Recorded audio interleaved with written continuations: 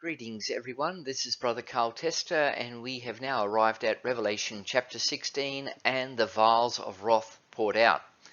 This first part will be wholly introductory as I establish the point in time we are now at and generally set the scene for the explanation of this part of the prophecy. Part 2 will begin the examination of the meaning of the first vial of wrath, and I will be spending a fair bit of time on the first vial, and then the rest will flow from there. In this series, I'm only going to be addressing the first 5 vials.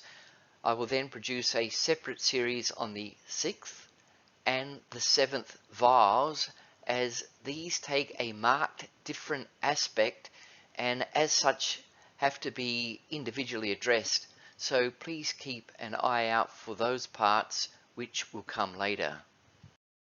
The point where we are now at in the prophecy is coming much closer to our present day and age, and as we're going to see as we go further through the prophecy, not only does it come closer to our day and age, but it also includes it and goes beyond. Wonderful. The 7 seals have been loosed. The 6 trumpets have been blown, and we are now at the point of the blowing of the 7th trumpet, which is going to give way to the 7 last plagues. Note, the 7 last plagues. There are no more after this. And so we are coming into what is a very exciting point in this prophecy. At least it should be exciting to those who are living in this present generation. Amen. Right now, I'm going to spend a few minutes to clarify the point in time we have now reached, and to do this I'm going to make reference to the preceding trumpet and show that as the effects of this were near its end, this became the opening period for the next series of events in the prophecy, the blowing of the 7th trumpet and the pouring out of the vials of wrath. Clearly, it's important to follow the sequence of events, as this will prove that the ongoing interpretation provided is the correct one and that nothing random is being introduced. In Revelation 11 verse 14 it said, "The second woe is past, that is the 6th trumpet, and behold, the third woe cometh quickly." The third woe is the 7th trumpet, which we are about to look at. Now, no doubt you will recall that the second woe trumpet that we have just read about gave us the rise of the Turkish Ottoman Empire and a continuation of the scourge of Islam that commenced with the Saracen Empire. These Turks were a flood that broke the banks of the Euphrates River and engulfed all of the territory of the former Eastern Roman Empire, and also seriously threatened to overrun Europe. But the point in the prophecy where we are now at is the passing of this second woe in readiness for the third woe to play its part. This is narrowing down the time to the point where the Turks cease to be a threat to the West, and this would be quickly followed by another woe, the third woe, and this time the threat would not come from without, but it would be from within the West. A great festering boil was about to burst and poison the body of Roman Catholic Europe. In talking about the decline of the Ottoman Empire, the passing of the threat of the Turks, Eliot says in the Horae Apocalypticae Volume 3 the following: "The next great war which, after a long peace with Christendom, called it again into the battlefield, I mean that of 1769 to 1774 against Russia, followed by that of 1787 against United Austria and Russia, a war signalized by victory after victory on the part of the Allied forces, and which was ended in the year 1790 by a peace dictated in terms by the conquerors. I say the progress and end of these wars proclaimed to the world in language too clear to be mistaken that the Turkmen power was no longer a woe to Christendom, but Christendom to the Turkmans. The dissolution or conquest of its empire had become thenceforth, it was evident, only a question of time and European policy." So from this we can see that the effects of the second woe trumpet, that is, the threat posed by the Ottoman Empire, had run its course, and was at an end in the late 18th century. Of course, the Ottoman Empire did not come to its complete end until after the end of World War I, but it had ceased to be a threat to the West by 1790, as Eliot has pointed out. Now, this is the period to which we are now looking, as it says in Revelation 11 verse 14, the second woe is past, and behold, the third woe cometh quickly.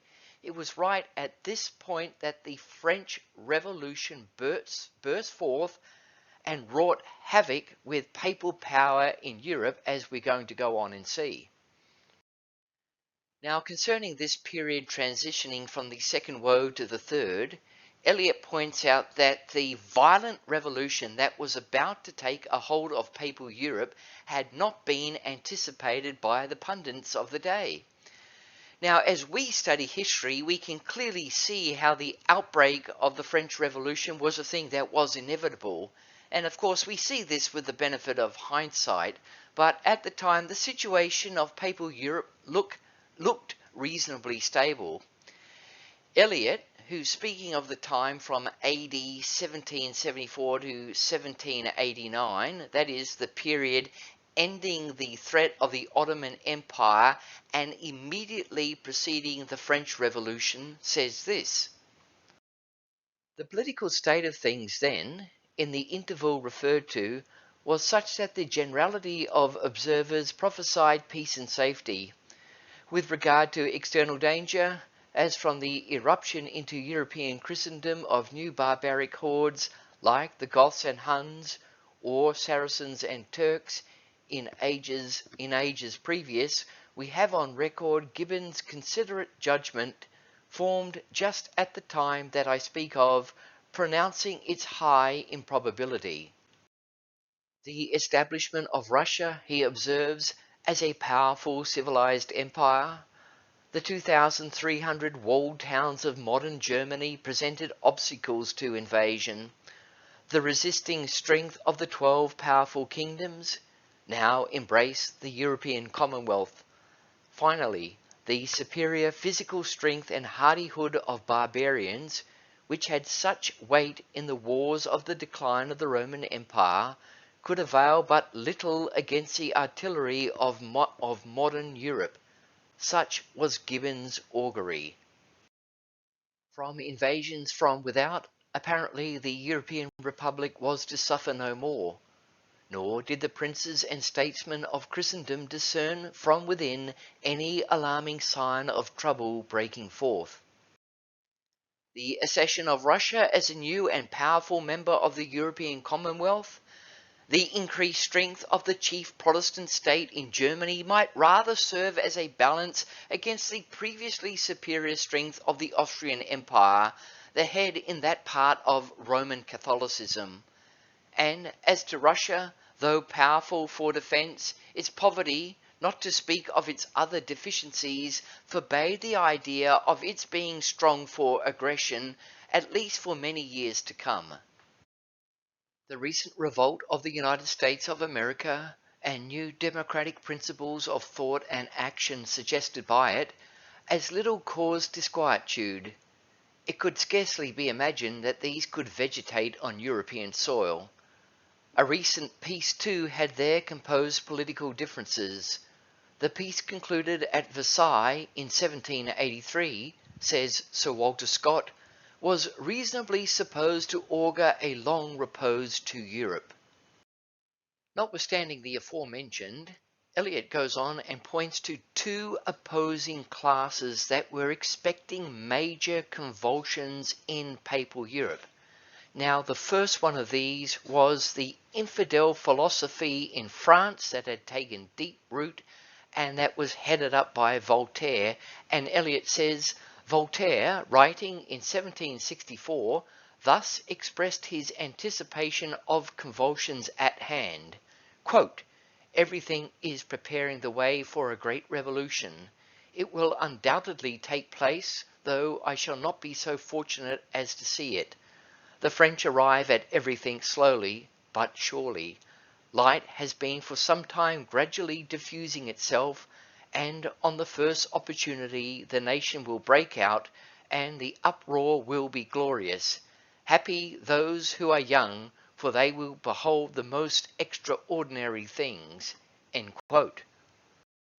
And I'm going to talk more about this infidel spirit that existed in France and Voltaire a little later, as I come back to the key role that this played in the outbreak of revolution. Now, the second and opposing class that was also expecting to see a major European convulsion was the Christian philosopher. Eliot writes, "Again, the Christian philosopher also anticipated an outbreak, only one not of freedom and happiness, but of wrath and judgment, as he contemplated the iniquity and infidelity that abounded in professing Christendom. Of Christendom, both Roman Catholic and Protestant, they appeared to him to call for vengeance." Now, it's amazing. These two opposite points of the spectrum were expecting to see a major convulsion break out, but the majority of onlookers, the pundits, saw nothing but peace and safety, and so nothing ever seems to change.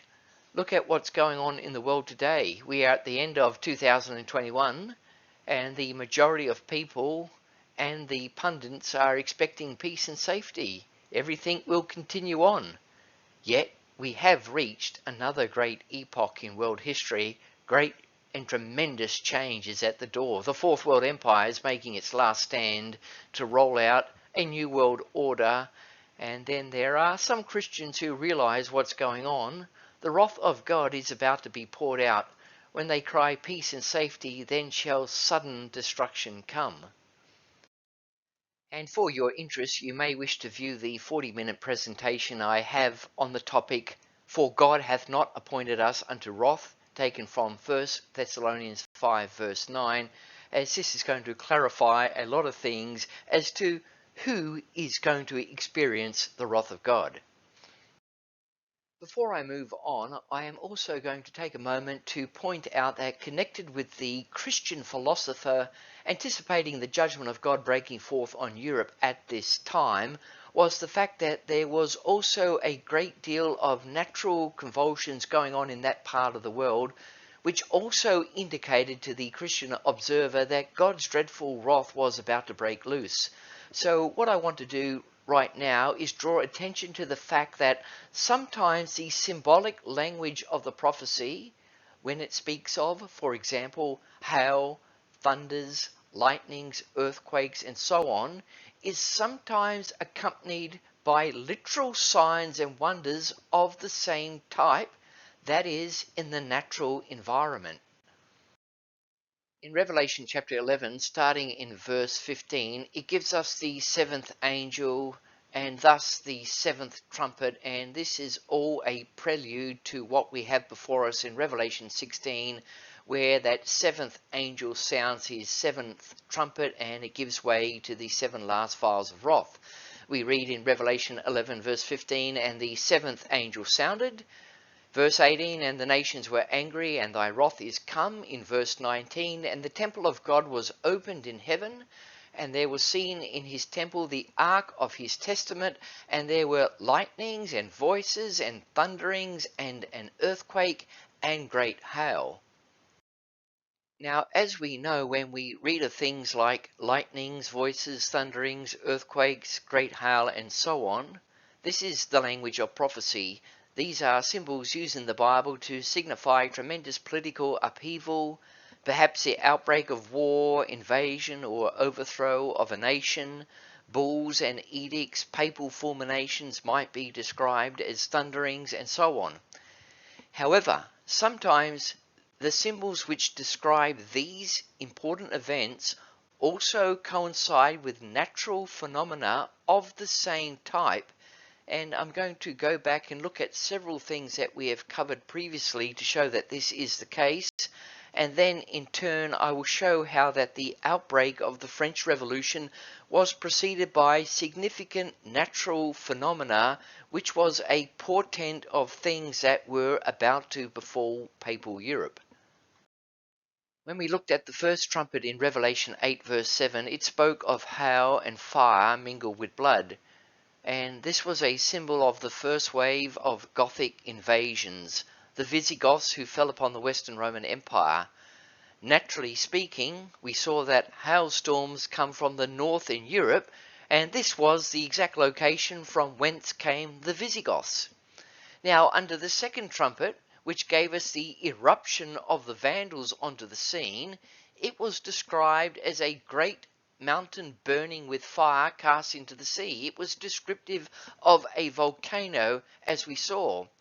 And we also saw that around the Mediterranean Sea, in the very area of the Vandal rampage, that area is marked off by several famous volcanoes, hence the appropriateness of the symbol tying together with the natural. Then under the third trumpet we saw the invasion of Attila the Hun, described in the prophecy as a great star falling from heaven, burning as it were a lamp. And at the time Attila was invading the area of Gaul in AD 451, Halley's Comet appeared overhead.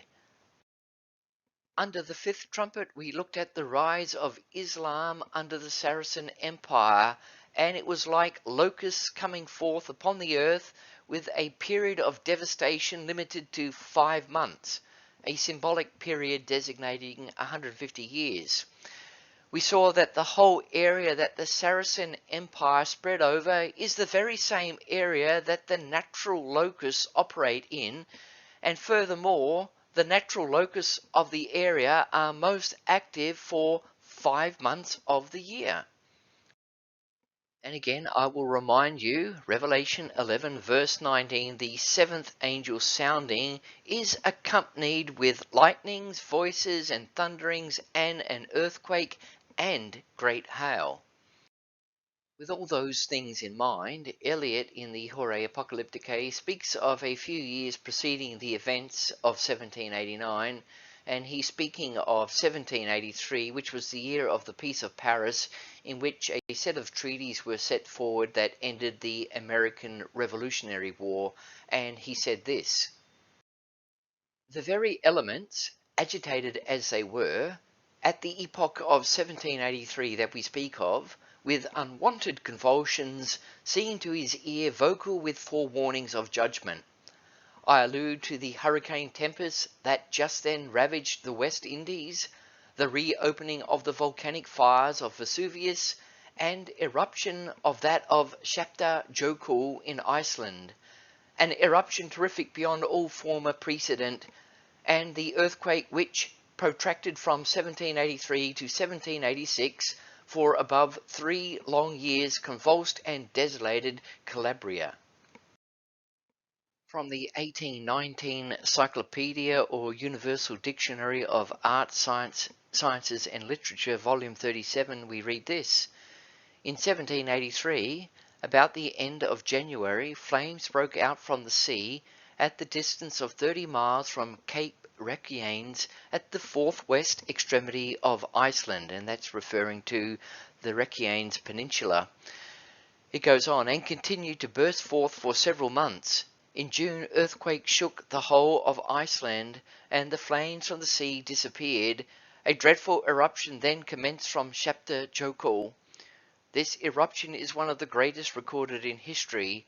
The inhabitants of Iceland never saw the sun during the remaining part of the summer, and black volcanic sand fell in the Orkney Islands and was called black snow.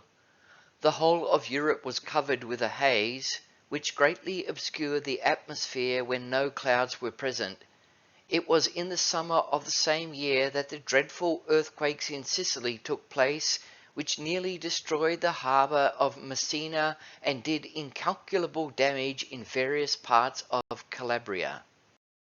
Moving along now, closer to the event, speaking of 1788, Eliot says in the Hore Apocalypticae, "There occurred another terrific elemental visitation, when, in the autumn of 1788, a hailstorm, with its usual accompaniments of violent thundering and lightning, the most destructive perhaps on historical record, burst upon that country.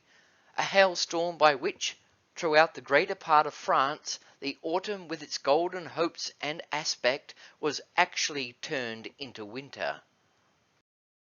Sir Archibald Allison wrote the following: "Even the elements contributed to swell the public discontent, and seem to have declared war on the falling monarchy. A dreadful storm of hail in July 1788 laid waste the provinces, and produced such a diminution in the harvest as threatened all the horrors of famine, while the severity of the succeeding winter exceeded anything that had been experienced since that which followed the disasters of Louis XIV. And again from the Encyclopaedia Britannica 1823, under the subheading Causes of the Revolution, we read, "We cannot here avoid mentioning a physical event which assisted not a little in producing many of the convulsions attending the Revolution. On Sunday, July 13th, AD 1788, about 9 a.m., without any eclipse, a dreadful darkness suddenly overspread several parts of France.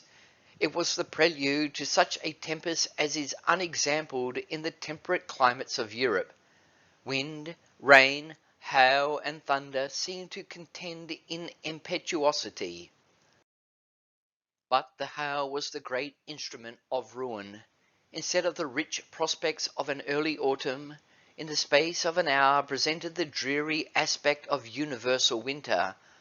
The soil was converted to a morass, the standing corn beaten into the quagmire, the vines broken to pieces, the fruit trees demolished. Even the robust forest trees were unable to withstand the fury of the tempest. The hail was composed of enormous, solid, and angular pieces of ice, some of them weighing from 8 to 10 ounces. Such a calamity must at any period have been severely felt, but occurring on the eve of a great political revolution, and amidst a general scarcity throughout Europe, it was peculiarly unfortunate, and gave more embarrassment to the government than perhaps any other event whatever." And so what we have been seeing is that the symbolic language of the prophecy designating great political change, upheaval, revolution, wars, and so on, sometimes also finds a similar or a type of fulfillment in the natural elements as God moves his hand against a nation or an empire. Now, these days, of course, the powers that be, the media, the left, and their mouthpieces call all natural catastrophes climate change. Ha! But those with eyes to see and ears to hear know that events like these are those likely preceding the wrath of God being poured out again. It may be that we will see a great worsening of natural catastrophes, and we need to have eyes to see that this is a portent of what is about to happen. Amen. And in order to keep things in manageable sizes, I'm going to end part 1 here and proceed to the next part.